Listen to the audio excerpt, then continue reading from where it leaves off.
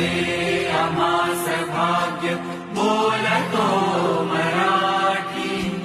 झालो खरेच धन्य ऐकतो मराठी धर्म